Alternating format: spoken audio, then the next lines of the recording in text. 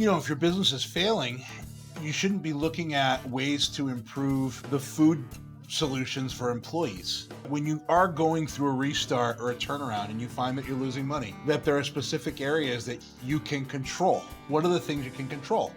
Well, you can look at your expenses, right? There's a whole list of people that maybe don't need to be working for you right now. You have money that you owe a lot of vendors, and that is in your cash flow, but you may not have already sent that money off to your vendors. Guess what? You could call your vendors and say, I can't pay you right now. I'm going to pay off your old bills as my financial situation turns around, but I will pay you your current bill moving forward, and you could then find new ways to use that cash in order to sustain you in your business. I'm not advocating not paying your bills, but I'm saying use that money wisely. When you just start out in business, if you jump in your swimming pool and you're on the bottom of the pool and you're out of oxygen, it's okay just to go up to the top of the pool, right, and get oxygen. Whew, Right.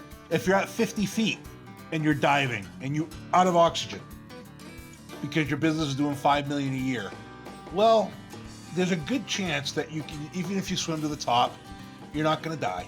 You might get the bends a little bit. You might get a little bit of ocean sickness from coming up too fast, but you're going to live. But once your business is doing over $10 million a year, you think about that. You need $200,000 over 10 million just to break even every week. That's a lot of money. And if you are all of a sudden losing money, you can go underwater and out of oxygen really quickly.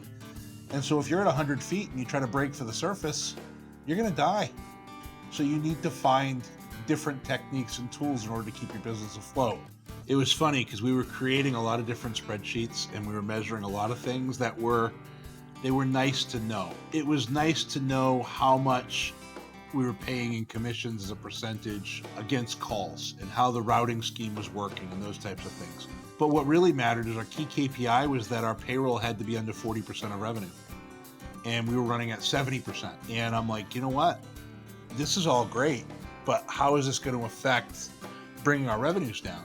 And so during one of our turnarounds, I looked at a lot of different factors. One of the big ones was how many calls was each agent taking? And they were taking an average of like 30 to 50 calls a week. And I'm like, okay, we had our agents broken down into kitchenwares, fitness, beauty products, and we had best agents in each category. And I said, well, instead of focusing on some of these nice things like how much commission they're making, things like that, we're at 70% payroll. Let's get that number to 40%. How do we do it?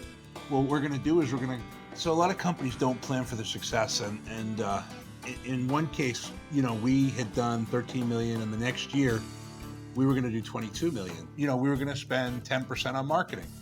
And so 10% of marketing is at 13 million is 1.3 million. At 22 million, you have 2.2 million for marketing. Well, in our budget, because as a company, we were planning to be successful. We said, well, we have 2.2 million for marketing, but we hadn't made 22 yet. Right. And it wasn't, we weren't trending to make 22 either. So halfway through the year, we were wondering why we were so over budget in so many areas. We hired extra consultants. Went to more shows. I mean, we had all these extra things we were doing. That's when I say you're not necessarily planning correctly for your success. And so would I say hire for culture first? Yeah. I don't mean don't look at their pedigree, but I mean make sure they fit into the box that you guys are in. If we bring somebody overly professional into our company, it might not be the best fit, so we try to ask crazy questions. We try to talk about things that are part of our culture. And once we find their culture fit, now I want to look at the resume and make sure they're qualified to do the job.